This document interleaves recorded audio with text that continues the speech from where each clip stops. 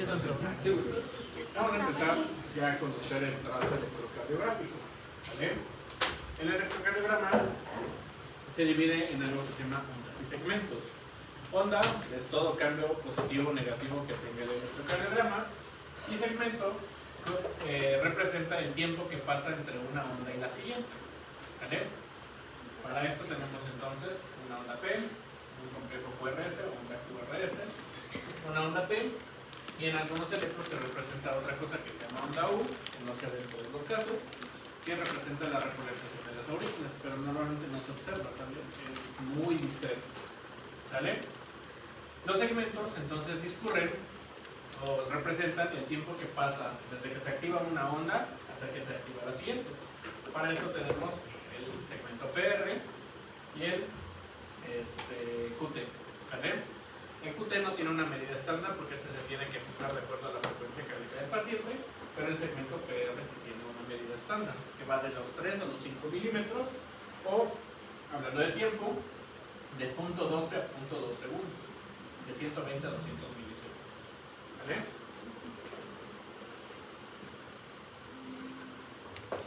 Representado en un papel electrocardiográfico, lo tendríamos de esta forma. ¿Vale? Aquí también les hacen mención de otro punto importante, que es el punto J, que para lo que nos importa más el punto J es para cuando hablamos de elevación del segmento ST. Cuando decimos que un paciente tiene el segmento ST elevado, tiene que ser a partir del punto J. ¿Y qué es el punto J? ¿Alguien sabe? La línea de... Iba a decir lo mismo. Pero es que No, no sé. dice como un punto de unión, no sé, entre complejo QRS y segmento ST. Entre el inicio y inicio y término. Representa como el inicio del segmento ST, pero en realidad lo que representa es el punto en el cual el complejo QRS vuelve a la línea isoeléctrica. ¿Vale? Es decir, si ustedes ven aquí tienen la onda Q, la R, la S, y cuando la S regresa a la línea isoeléctrica, a partir de ese punto se considera punto J. Si el segmento ST, que es todo este espacio que ocurre entre el complejo QRS y la onda T, se eleva, a partir de este punto se considera elevación del ST. ¿Vale? Y esto representaría en cuestión de cardiopatía isquémica infarto. ¿Sale? Bien. Ahora, lo primero que tenemos que valorar es que nuestro electrocardiograma esté bien hecho, bien tomado. ¿Vale? ¿Cómo vamos a hacer esto? Primero, a través de la calibración estándar, que cada 10 milímetros represente 1 milivolt, que la velocidad de registro sea de 25 milímetros por segundo, que tenga todas las derivaciones, porque luego no falla que alguna derivación hizo falso contacto, hizo corto o algo, y no se grafican. La ABR siempre tiene que ser negativa. Es la única derivación del electrocardiograma que siempre es negativa. Toda la morfología de la onda, ¿sale? Si no está así, hay dos sopas. O el paciente tiene dextrocardia, lo cual es muy raro, o pusiste al revés los cables. ¿Sale? El derecho lo pusiste en el izquierdo y el izquierdo en el izquierdo. ¿Sale? Y lo ideal en el electro es que no tenga artefactos ni vibraciones. Esto no siempre es posible, sobre todo con los electros del sector salud, porque como ya tienen un chingo de pacientes de uso, salen con interferencia. Pero lo ideal, un electro bien tomado, bien bonito, debería no tener esta interferencia, porque en algunos casos nos pueden modificar un poco la morfología de las zonas. Pero, por ejemplo, bueno, cuando viste el Hospital del Sur, no lo ponían, o sea, aunque tenía las figuritas y los numeritos y todo eso, nunca lo ponían así. ¿Cómo? O sea, nunca lo ponían, digamos, como se supone que lo tenían que poner. O sea, ponían los que abren las manos y en los pies. Y ponían de cualquier forma, y decían, es que dicen que si no va ahí. No importa, ponlo como quieran. Lo que es que lo que te tienes que basar es en la letra, pero del cable, no de la pinza. No, pero igual, o sea, bueno, es que siempre salían, bueno, nunca salieron bien, siempre salían. Sí, o sea, si te decían así, ponlo como tú quieras, está mal tomado el electro. O sea, siempre tienen que fijarse en las letras que dice el cable. Esa es la que te determina en dónde se tiene que colocar. No, porque algo que me pasaba, me llegó a pasar con otros grupos de los semestres pasados, es que querían asociarlo como la memotecnia esta de que el negro el blanco le pega al negro y sangra. Por colores, porque ven que las pizzas son de colores. Y si en el negro le pega al blanco y sangra. La querían colocar de esta forma, pero no se basan por colores, sino se basan por la letra que trae el cable. Pero como al inicio lo querían hacer de ese modo, les salían mal tomados los electros. ¿Vale? ¿Por qué hay pinzas del mismo color? Pero si te dicen así, no, bueno, como quieras, pues están mal tomados el electro. Ahí sí ni hay papel. Sí, yo lo escribí en papel. Nosotros lo imprimimos en hojas blancas. Sí, mandamos la foto. Nosotros, No lo de grababas. nosotros los deja guardar en USB como formato PDF y ya lo imprimimos. Te lo imprime, o sea, incluso con la gráfica de la hoja milimétrica, pero obviamente no siempre sale bien definida la imagen y a veces no lo puedes medir bien, pero así nos deja guardar el de nosotros, pero tampoco tenemos papel. A mí me mandaron a robármelo en cirugía. ¿Cuál es usted? O urgencias. Dime. Por ejemplo, los pacientes que están vendados, lo que hacían mucho para era que a veces lo ponían como en medio de sus dedos. Ah, sí. Ahí cuando es un buen punto de mención, hay veces que tenemos pacientes o que están vendados o que les amputaron el físico o la pierna. Se lo pones en el Se muñón. puede tomar aunque la pinza no dé para el ancho del muslo. Sí. Pero ¿qué podemos hacer para que podamos tomarlo? Una hechicería sería quitarle la pinza y colocar tal cual la punta del electrodo y fijarla con una cinta sobre la piel del paciente. Yo creo que es lo que se llega a hacer en la mayoría de los casos. La forma correcta de tomarlo en esos casos sería utilizar un chuponcito. Debería todos los electrodos tener chuponcitos extra. Colocas el electrodo dentro del chuponcito y colocas el chuponcito en la ingle del paciente. Y con eso lo puedes poner. De hecho, con los bebés normalmente hacen eso de solo poner el cable y pegarlo, porque si me acuerdo en mi categoría de la mujer, ahí en el área de UCI, que sí les ponía, bueno, me tocó ponerlo, nada más. Sí, porque imagínate la manita del recién nacido del UCI. Está más grande el chuponcito que el bracito del sí tiene lógica. Y sí se puede, pero sí es así como que digo medio hechicería porque a veces sale mucha interferencia en tus casos, porque obviamente no estás haciendo bien contacto como debería. Pero sí se puede. Se puede eso, o lo que les digo, en los adultos, coloques en un chuponcito desocupado el electrodo y lo colocas en la cinta del paciente. Puede ser ese caso que está vendado, nada más abrir un pedacito de la venda y colocar el chuponcito. ¿Y cuándo es? Igual, lo puedes hacer así o como te digo, con la punta nada más del electrodo y fijarlo con tela. Entre los Nada, lo dedos. único que te tienes que asegurar de eso es poner suficiente alcohol o gel de conducción para que se grafique, porque si no, no lo detecta. ¿Vale? ¿Alguna otra duda? Sí. Ahora, ¿cómo vamos a hacer la rutina de la interpretación o del análisis del electrocardiograma? Estas son la serie de pasos que tenemos que seguir para hacer una lectura correcta del electrocardiograma. Porque no solo se trata de agarrar y verlo y decir, no tiene infarto. No veo nada. Los de urgencias. Sino desde isquemia, lesión o necrosis. Ya. No. Hay una rutina. Súbalo a MI. Sí. ¿Sí? ¿Sí pasa? Hay una rutina que tenemos que ir haciendo la lectura paso a paso del electrocardiograma para no brincarnos datos que nos pudiera dar la enfermedad. El primer punto que tenemos que hacer siempre en cualquier electro es ver el ritmo del electrocardiograma. Tenemos dos ritmos principales, sinusal y no sinusal. ¿Vale? Sinusal es el más común, es el normal, es el que deberíamos tener todos. No sinusal puede abarcar un chorro de ritmos diferentes. Fibrilación, flote, ritmo nodal, ritmo idioventricular acelerado, etcétera, etcétera. Taquicardias, hay muchas diferentes, ¿sale? Ritmo sinusal solo hay uno. Después de eso, nos vamos a calcular la frecuencia cardíaca del electrocardiograma. Después empezamos a medir las ondas y los segmentos, ¿sale? A mí me gusta calcular el eje eléctrico en el tercer punto, antes de las ondas y los segmentos. Lo pueden calcular antes o después, no pasa nada, pero sí lo tienen que calcular, ¿sale? Por lo menos saber si está normal o anormal ese eje eléctrico, ¿sale? Y el último ya es el análisis morfológico de las ondas, si están bien, si tienen alguna alteración que te sugiera infarto, crecimiento de cavidades, etcétera, etcétera. ¿Sale? Si lo hacen todo de esta forma, no omitirán detectar cuando un paciente tenga un electrocardiograma. ¿Vale? Primero, análisis del ritmo. Ritmo sinusal. ¿Cuáles son los criterios para decir que un paciente tiene ritmo sinusal? Primero, que todo complejo QRS vaya precedido de una onda T. ¿Vale?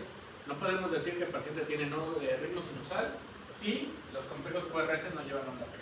¿Vale? Como primer punto.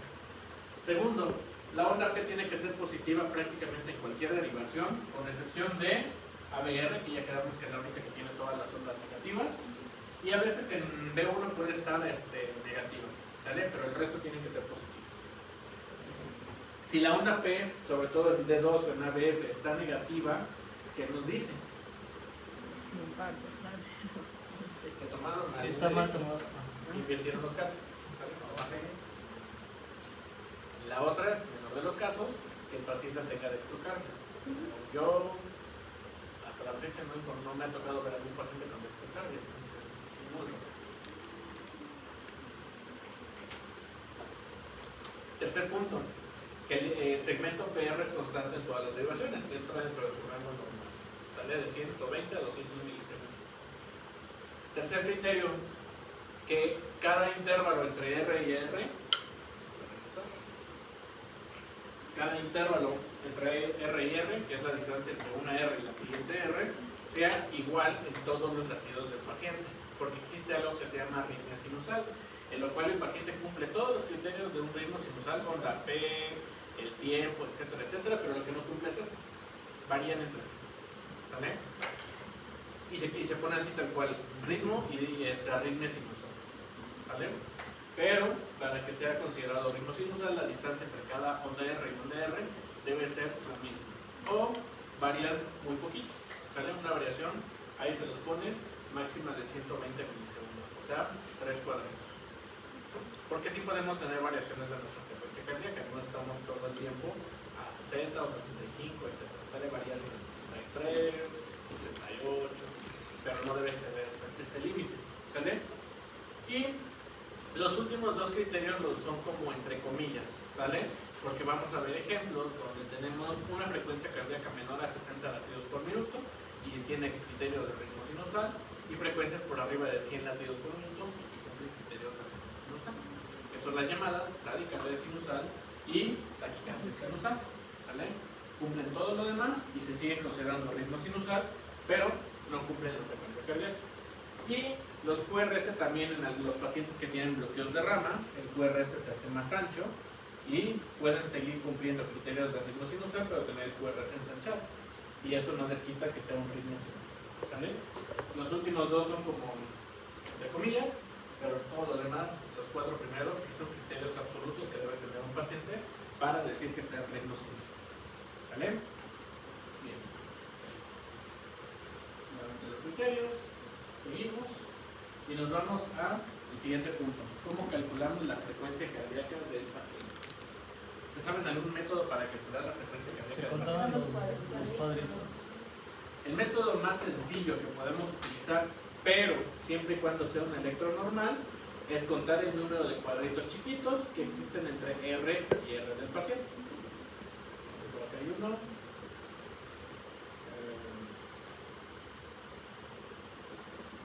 Me regreso para calcular la frecuencia cardíaca del electrocardiograma tendríamos que contar cuántos cuadritos chiquitos, o sea milímetros, hay entre cada una de las ondas del electrocardiograma. Hagamos el ejercicio. Tenemos 1, 2, 3, 4, 5, 6, 7, 8, 9, 10, 11, 12, 13, 14, 15, 16, 17, 18, 19, 20 cuadritos. ¿Sale? ¿Y luego qué hacemos con esos 20 cuadritos? Lo multiplicamos por 60. Sí. Por No, 60. no recuerdo. Se ¿Qué multiplicaba. hacemos? No, la verdad no. ¿Se acuerdan de qué velocidad se mueve el electrón? ¿Cuál es la calibración estándar a cuánto se mueve el electrón? 25 milímetros por segundo. ¿Cuántos segundos hay en un minuto? 60. Multipliquen 25 por 60.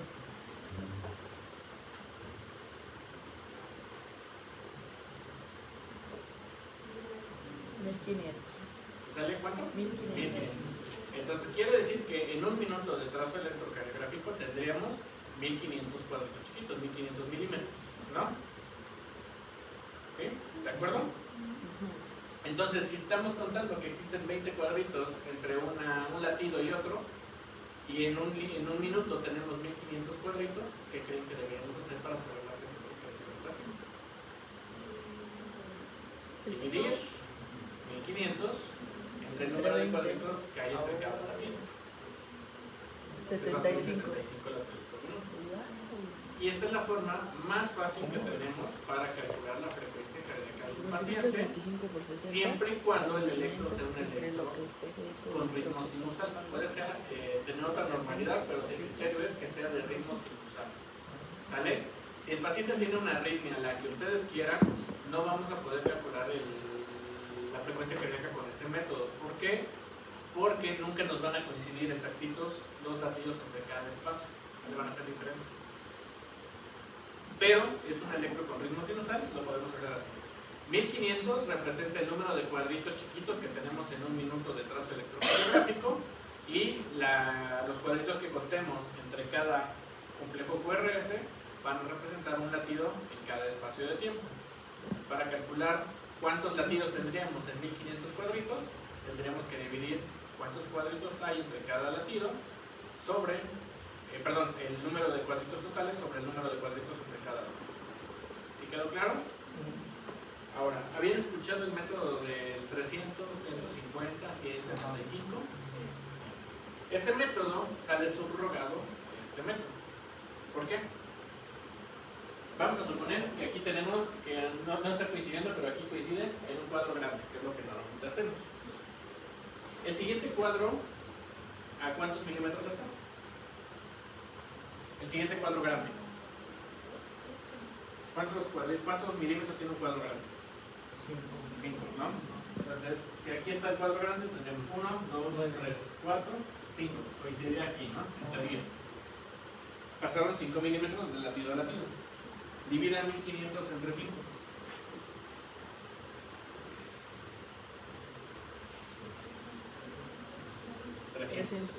Entonces, ese método dice, ok, si en un espacio de 5 milímetros hay 300 latidos por minuto, si aquí tenemos un latido y en el siguiente cuadrito tenemos otro latido, entonces el paciente está latiendo a 300 latidos por minuto. Ok, no está latiendo a 300 latidos por minuto, se fue a 2 cuadros grandes. ¿Cuántos milímetros son? ¿2 cuadros grandes? 10. 1500 entre 10, 150. ¿Sale? Y eso sigue siendo. Aquí empezamos con el latido 0, aquí vamos a 300, aquí vamos a 150. El siguiente cuadro, ¿a cuántos milímetros están? A 15. 1500 entre 15, salen 100. Por eso vamos 300, 150, 100. El siguiente latido, ¿a cuántos cuadritos está? 20 cuadritos. Ya hicimos la división, 1500 entre 20, 75. ¿Vale? El siguiente cuadrito está a 25 milímetros. ¿Cuánto representaría latidos? ¿Cómo el siguiente qué? 60, ¿no? Y así nos vamos. ¿Podemos decirlo? El siguiente cuadrito está 25. O sea, empezamos aquí. Vamos a suponer que aquí en la orilla cayó nuestro primer latido. En este primer cuadrito serían 5 milímetros, serían 300. A los 10 milímetros serían 150. A los 15 milímetros, 100. A los 20 milímetros, 65. A los 25, 60.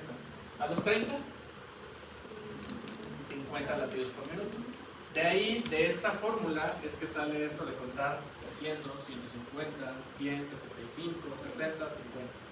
¿Sale? A mí se me sigue haciendo más fácil contar cuántos cuadritos hay entre R y R y 1500 entre ese número. Rápido. ¿Sale?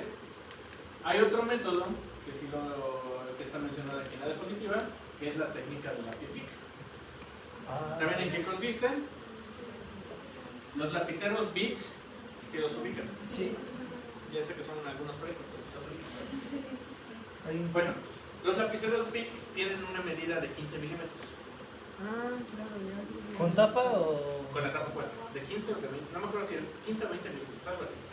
El chiste es que son de... creo que son de 20 milímetros. Mide 20 milímetros el lápiz Bic. Entonces, el objetivo de hacer esa técnica es colocar el lapicero a partir de donde empiece el complejo QRS y ver y llegar hasta donde termine el lapicero.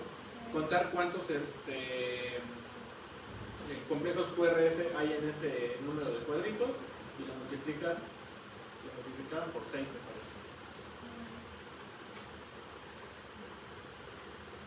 A ver, chequen el internet cuánto mide el bolígrafo Bic para hacer bien la cuenta. Para no hacer cosas raras.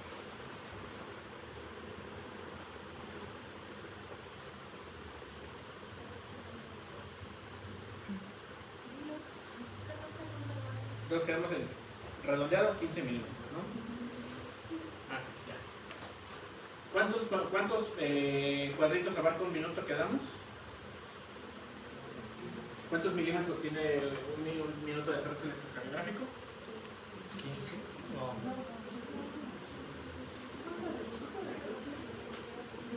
Ya hicimos el cálculo, de hecho. Ah, 1500. 1500.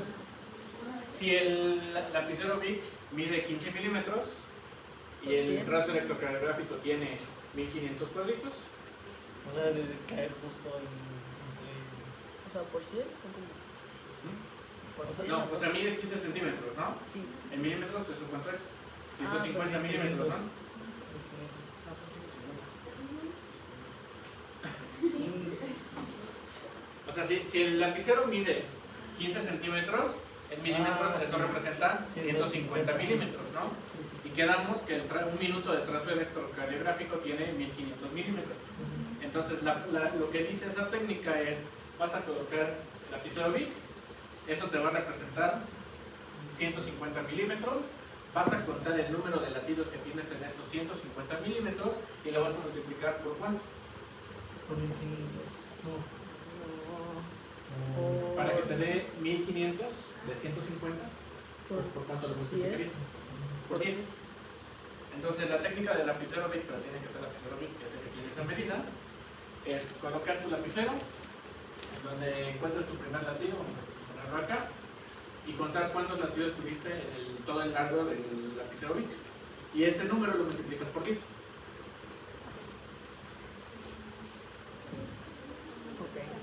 O sea, suponiendo que haya 3. Y si lo multiplicas por 10, te Sería tendrías 30 30 latidos por minuto. Ah, ya. O sea, vamos a suponer que este tramo que está acá tiene el tamaño del lapicero Bic. El lapicero Bic mide 150 milímetros. El minuto de registro electrocardiográfico tiene 1500 milímetros. Tendríamos que multiplicar el número de latidos que tengamos en este fragmento por 10 para tener cuántos latidos vamos a tener en un minuto. 20. Si estamos ocupando este ejemplo, tendríamos 20 latidos por Se minuto. está muriendo. Eso es un método que también está fácil. Vamos a ver, porque más adelante tengo el electro. Se está muriendo el paciente. ¿No? Cálmate tú, urgencia. Aquí tenemos un electro real. ¿Sale? Un lapicero Bic en este registro electrocardiográfico tendría que medir 150 milímetros, ¿no? Si cada cuadrito es de 5 milímetros, ¿cuántos cuadros grandes tenemos que contar? 3. 30. 3. 30. 1, 2, 3, 4, 5, 6, 7, 8, 10, 11, 12, 13, 14, 15, 16, 17, 18, 19, 21, 22, 23, 24, 25, 26, 27, 28, 29, No. 30. O sea, a escala, nuestro lapicero Bic quedaría a este punto. ¿Sale? Tendríamos que contar todos los latidos que tenemos en este tramo y lo multiplicamos por 10. O sea, 1, 2, 3, 4, 5, 6, 7, 8, 9. Por 3, 270. Se nota que no sabes 1, 2, Sí, son 9. 4. Ah, por 10, no por 30. 90. No lo multipliqué por 30, lo multipliqué por 30. Por eso no estudio matemáticas, por eso es medicina. No, lo multipliqué por 30, no por 10. Sí. Pásale la cocina del paciente. Ah, perdón. Bueno, pero después luego le respondí el 90. ¿Ya es la que lo mató? Recuerden que le estaba dando un infarto al Entonces, aquí obviamente no se entiende mucho la escala porque está en grande el electrocardiograma. Pero ustedes hagan la práctica. Si consiguen un papel de electrocardiograma, pónganle un lapicero Bic. Mide 15 centímetros, o sea 150 milímetros. Y el número de latidos que tengas en ese tamaño de lapicero solo lo multiplicas por 10. Y ya, ahí tienes el latido de la frecuencia cardíaca del paciente. ¿Sale? Ambos son válidos, pero solo si el paciente tiene un ritmo constante, ¿sale? Si es constante su ritmo cardíaco. Si entra en arritmia tenemos que utilizar otro método. ¿Sale? Ahora, nos salieron 90 latidos por minuto con este método. Vamos a hacerlo por el otro método. Más o menos puede ser. Coincide en un cuadro. Este coincide en un cuadro grande, ¿no? Y tenemos que contar al siguiente latido. 5, 10, 15, 18 cuadritos. A ver. Tenemos este acá, tenemos 5, 10, 15 y 3 aquí. Ah, ok, ya. ¿Hagan la cuenta?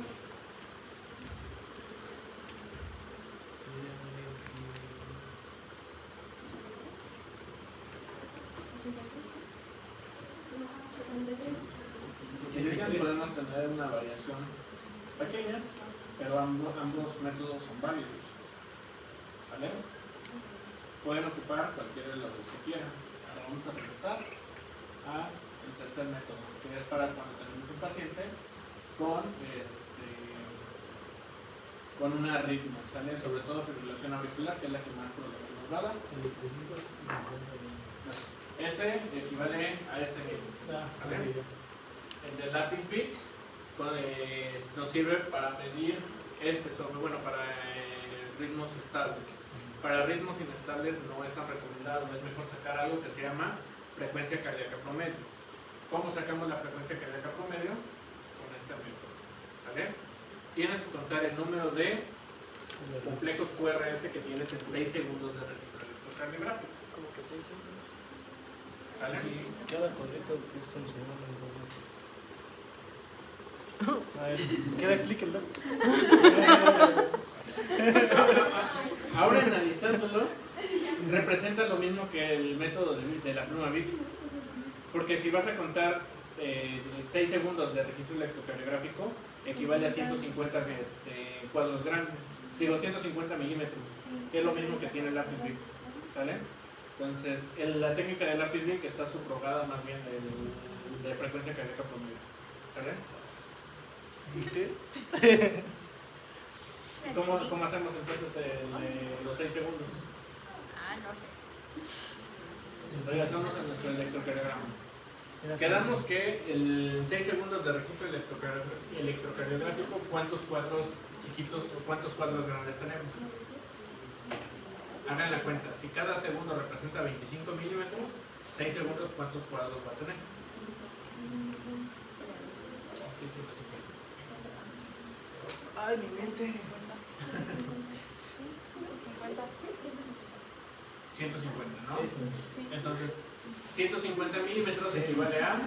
¿Qué multiplicaste 25 por cuánto? Cada cuadro grande es de 5 milímetros. 25 por 6. Lo vamos a contar. Tenemos nuestro primer latido, que sería nuestro latido 0. Tenemos 5, 10, 15, 20, 25, 30, 35, 40, 45, 50, 55, 60, 65, 70, 75, 80, 85, 90, 95, 105, 110, 115, 120, 125, 130, 145, 140, 145, 150. Vamos a acá. ¿Cuántos latidos tenemos? 1, 2, 3, 4, 5, 6, 7, 8, 9. 90. Por eso representa lo mismo que la técnica de lápiz Bic, ¿vale? Ahí, ¿cuál les recomiendo yo con la que se acuerden más para calcular la frecuencia cardíaca? La más fácil es cuando el paciente tiene, pero siempre y cuando el paciente esté con un ritmo estable. O sea, si por ejemplo te tomas tu electro, lo más seguro es que sea algún electro estable. Podrías fácilmente aplicar esa técnica y no habría problema. Pero ¿qué pasa cuando tienes un paciente con fibrilación auricular? Ay, Dios mío. El miedo. No, voy a poner un electro con fibrilación. No. Bueno, mejor me voy a mi casa. Si cierro los ojos, no. Se lo mando al Hassel. ¿Qué ves? Así se lo pasa al gas. ¿Qué te lo entiendes? Cuando me ¿Te lo mando o no? Ah, Cuando me toque le voy a decir, si no lo veo, le está pasando.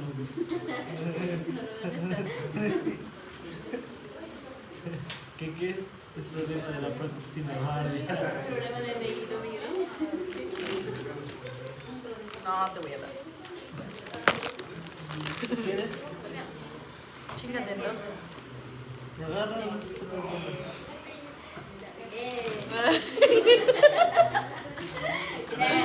Ahí tenemos un electro de fibrilación auricular. ¿Cómo sabemos que es fibrilación auricular? ¿Se acuerdan cuáles son los criterios del ritmo sinusal? Primero, que todo el complejo QRS lleve una onda P antes del complejo QRS. Tenemos aquí ondas P antes del complejo QRS. No. Onda P, aunque. ¿Sí, no? ¿Sí? Vamos a ponerles aquí el ejemplo. Aquí pareciera que son estas ondas P, ¿no? ¿Dónde está el complejo QRS? No hay. Si se fijan, aquí tendremos 1, 2, 3, 4 y hasta la quinta apareció el complejo QRS. Entonces, no tenemos un complejo QRS que vaya precedido de una onda P. Segundo criterio. Ok, te dice que tiene que ser positivas en D2, ABF y negativa en IBR. D2, tenemos algunas ondas que parecen que están negativas. Ah, sí. Entonces, no cumple el criterio. ¿Y cómo sabemos que el electro no está tomado al revés? A ver. Porque ABR está negativo. ¿Sale? ABR está negativo.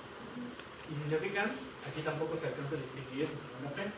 Segundo criterio, tampoco lo encontramos. Tercer criterio, que los intervalos PRs estén constantes. Aquí ni siquiera lo podemos calcular, porque aquí, por ejemplo, pareciera que hay 5 latidos y tenemos un PR muy cortito y de repente otros latidos y otro PR más largo, etc. ¿Vale? Entonces tampoco cumple ese criterio.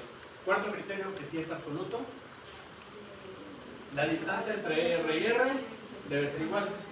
Aquí tenemos una distancia, aquí tenemos otra, aquí otra, aquí otra, aquí más cortita, aquí más larga. Entonces, este electro no cumple criterios de ritmo sinusal. ¿Y por qué decimos que es una fibrilación auricular? Porque pareciera que los espacios entre cada R y R tienen una actividad eléctrica muy caótica. Vean ustedes. No se ven iguales las morfologías de las ondas. ¿Sale? Entonces, para términos electrocardiográficos, esto es una fibrilación auricular. Ahora, ¿podemos calcular la frecuencia cardíaca con el método de control de los cuadritos? No. Aquí nos va a dar un valor. Aquí, por ejemplo, está en el cuarto cuadrito, serían 4, 9, 11. 1500 entre 11 les va a dar como 142 latidos por minuto, más o menos. 136. Ahora, en el siguiente latido está más extenso el espacio. 3, 8, 13, 18, 19 cuadritos. 78.9. ¿Cuál es la frecuencia del paciente entonces? A veces. A veces Uno y a veces. A veces 78. Cuando lo veo, 136. Ahí ocuparíamos el método de 6 segundos o la pluma Vic si tiene una pluma Vic. Esos son entonces 30 cuadros grandes, ¿no? ¿Quedamos? Bien, vamos a contar que este es nuestro latido cero. Entonces tenemos acá 5, 10, 15, 20, 25, 30, 35, 40, 45, 50, 55, 60, 65, 70, 75, 80, 85, 90, 95, 100, 105, 110, 115, 120, 125, 130, 135, 140, 145, 150. O sea, de aquí para acá. Tenemos 1, 2, 3, 4, 5, 6, 7, 8, 9, 10, 12, 13. Nos da una frecuencia promedio de 130 latidos. ¿Sale? Entonces, esa técnica del lápiz Bic o de los 6 segundos de registro nos sirve para este tipo de electrodos, donde no podemos calcular por conteo de cuadritos cuántos latidos tiene el paciente. ¿Sale? específicamente para este tipo de pacientes. Para cualquier paciente que cumpla criterios de ritmo sinusal o de ritmo nodal, que es otro que sí se puede hacer por conteo de cuadritos, podemos hacer el conteo de cuadritos. ¿Vale? ¿Dudas en esas dos formas para medir la frecuencia cardíaca?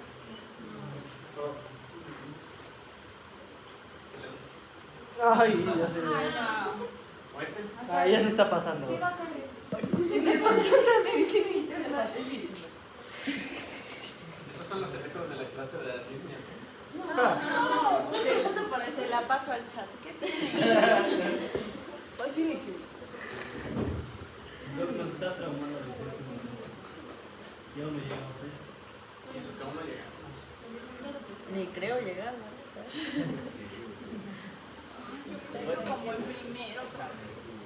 Siempre esta parte es la más difícil de cardio. Después viene la peor.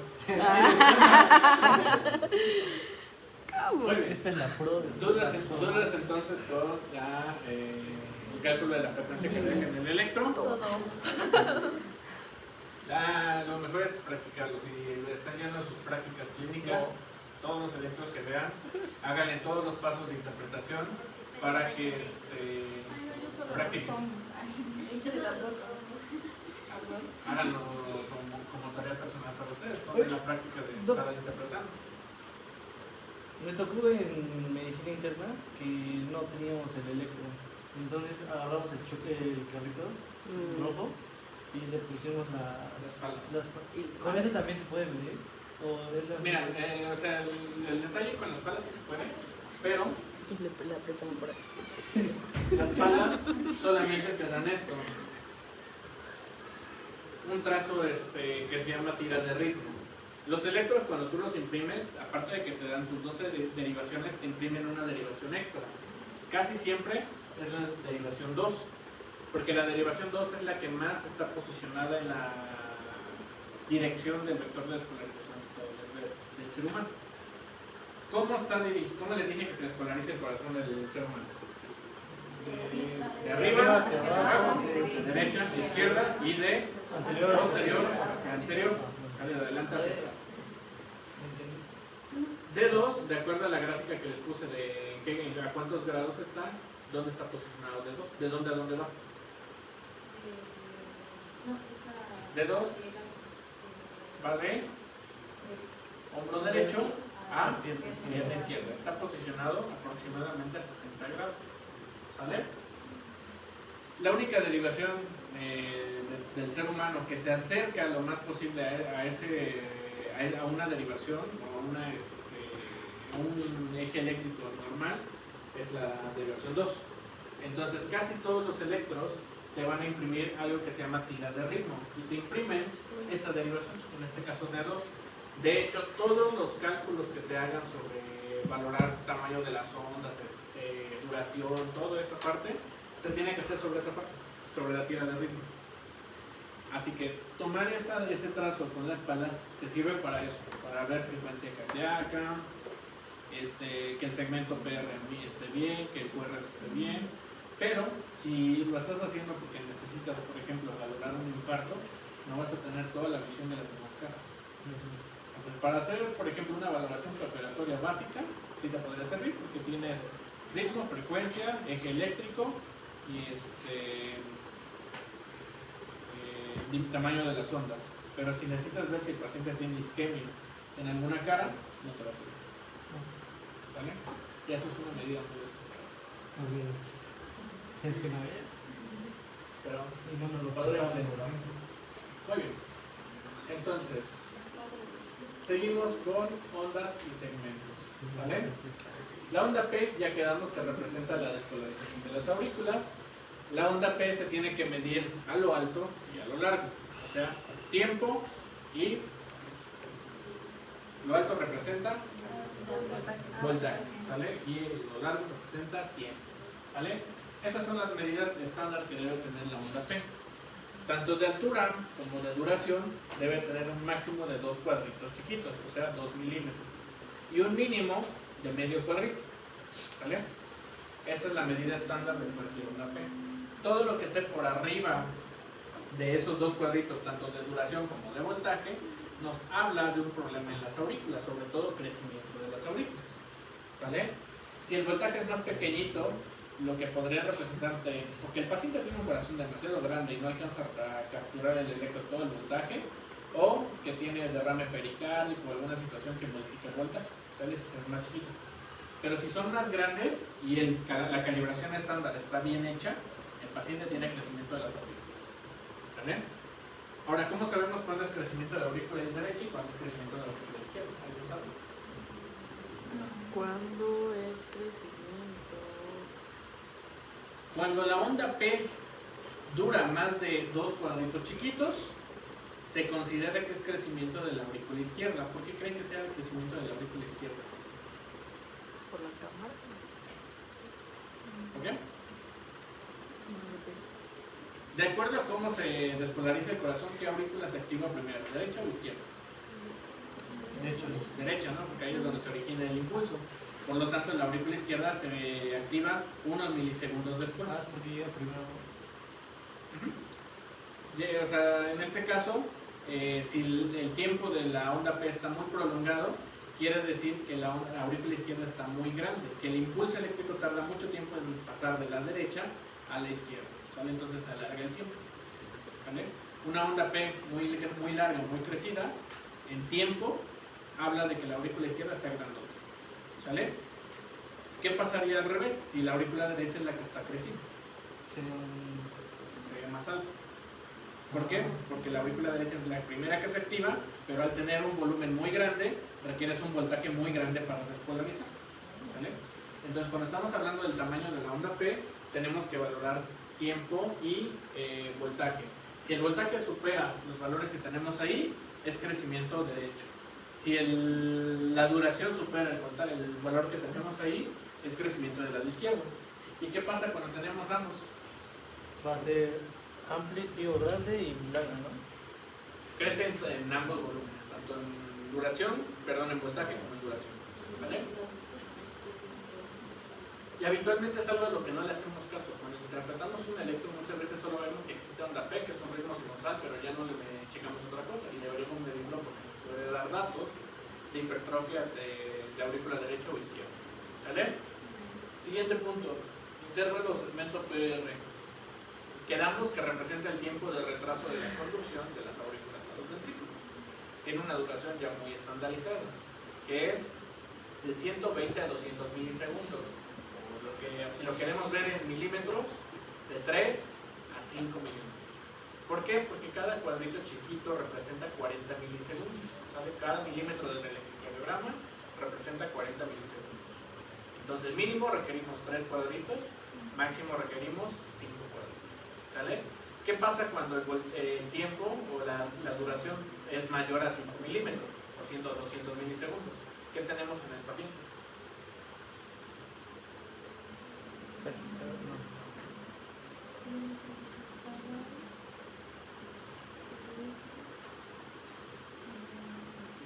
¿Qué pasa si tarda mucho tiempo en pasar el impulso del nodo sinusal al nodo auriculoventricular? Tenemos un bloqueo auriculoventricular, ¿sale? En este caso de primer grado. Cuando solo la duración está prolongada, de mayor a 200 milisegundos, tenemos un bloqueo auriculoventricular de primer grado. ¿Y qué pasa si la duración del segmento PR es de menos de 120 milisegundos? Es decir, que el tiempo está acortado. ¿Qué nos diría? ¿Qué pensarían que podría tener su paciente? Puede ser el principio de una arritmia, pero ¿qué tipo de arritmia? Sinusal. ¿Han escuchado de los síndromes de preexcitación? Sin tener mente cochambrosa. ¿Nunca han escuchado de los síndromes de preexcitación? Ahora ya lo estoy pensando. ¡Ah, No lo estaba pensando así. Apuesto que sí. ¿Han escuchado del síndrome de Ward-Parkinson-White? ¿Nunca se hubieran escuchado el síndrome de Ward-Parkinson-White? No. Carlita dice que sí. Un síndrome de preexcitación no es lo que están pensando. Un síndrome de preexcitación es una alteración de la conducción del corazón. ¿Se acuerdan cuando dijimos, o les puse la analogía de que los miocardiocitos o las células contráctiles son los tabiques y las paredes y que el sistema de conducción son las traves y columnas? Bueno, imagínense que un síndrome de preexcitación o un síndrome de Ward-Parkinson-White tiene una vía de conducción que hace que el impulso se transmita más rápido a los ventrículos de lo que lo hace el sistema de conducción. Vamos a suponer que tenemos aquí nuestros miocardiocitos bien bonitos, nuestras traves y columnas, y que esas conexiones blancas que están saltando la electricidad de aquí para allá es una conexión anómala. Es algo que está llevando la electricidad más rápido por ese punto y que se está brincando todo el sistema de conducción. Eso es lo que sucede en un síndrome de preexcitación. Tenemos una vía de conducción que transmite más rápido la electricidad de lo que lo haría a través de este. Vamos a poner este ejemplo. Imagínense que tenemos, así como acá, conectados aquí lo que está cubriendo la conexión, que va rodeando bien todas las columnas y que hace un recorrido muy largo para llegar a la pared. Pero de repente tenemos un puente que conecta más rápido al ventilador. Ese puente es lo que representa ese defecto en el sistema de conducción, ¿sale? ¿Y qué nos va a producir en el electrocardiograma del paciente? Que nuestro segmento PR sea más cortito. ¿Por qué? Porque está conduciendo más rápido la electricidad en el corazón, ¿vale? Entonces sí podemos tener PRs más cortitos y podemos tener PRs más largos. Ambos son patológicos, ¿vale? Más de 200 milisegundos pensamos en un bloqueo, menos de 120 milisegundos pensamos en un síndrome de preexcitación, ¿vale? Ok. ¿Dudas hasta ahí? No. ¿Le cuento? Te digo la verdad. No, las mentiras. Anoté todas. Lo último que vamos a ver por la clase de hoy. El complejo QRS. Ya habíamos quedado que el complejo QRS representa la despolarización de los ventrículos. Creo que hasta ahí no hay tema, ¿cierto? Ahora, les dije que está dividido en 3 ondas diferentes porque representa 3 vectores de despolarización al mismo tiempo. La onda Q representa la despolarización del septum, la onda S representa las áreas, la onda R las áreas anteriores y la onda S las áreas posteriores. Y también tiene una duración determinada de 80 a 110 milisegundos, ¿vale? Que representa aproximadamente 2 cuadritos y máximo 2.8 milímetros, 3 cuadritos, ¿vale? Podemos tener un complejo QRS de menos de 8 milisegundos, de 80 milisegundos o 2 cuadritos. No hay forma. Dependiendo por la masa ventricular de los pacientes, no hay forma de que sea de menos. O sea, siempre va a ser de 80 para arriba. Nunca vamos a tener menos. Pero podemos tener un QRS prolongado o ensanchado. Sí. Pacientes con hipertrofias ventriculares, pacientes con bloqueos de rama, ya sea derecha o izquierda, el complejo QRS se va a hacer más ancho. ¿Por qué? Porque imagínense que es como cuando hay una manifestación en una calle. Ustedes ya tienen su ruta determinada por la que llegan aquí a la universidad y de repente les dicen, pues vamos a cerrar aquí la 18, vamos a cerrar aquí la diagonal y aquí la calle de esta de aquí atrás, que creo que es la calle la 29 sur, no, la 29 norte, la cerramos también. Y ahora tienen que ir a dar la vuelta para entrar por la gran avenida y poder venir de este lado. ¿Qué pasa con su rutina o con el tiempo que tenían proyectado para llegar a la universidad? Se alarga, ¿no? Cuando tenemos un bloqueo de rama derecha sucede lo mismo. Viene el impulso eléctrico y se topa con que está cerrada la puerta. Entonces ahora me tengo que ir para acá, darle la vuelta al corazón para poder activar la zona que iba yo. Y entonces, ¿qué sucede con el complejo QRS? Se prolonga porque el tiempo se prolonga. ¿Vale? Entonces es importante saber cuántos milisegundos tiene de duración el complejo QRS. Porque si supera estrictamente así los 120 milisegundos, es patológico. ¿Vale? ¿Dudas con eso? Aquí están los vectores de despolarización del complejo QRS. Tenemos el septum, que está representado acá, para el anterior, para el posterior. Y es lo que representa la Q negativa, la R positiva y la S negativa normal. ¿Vale?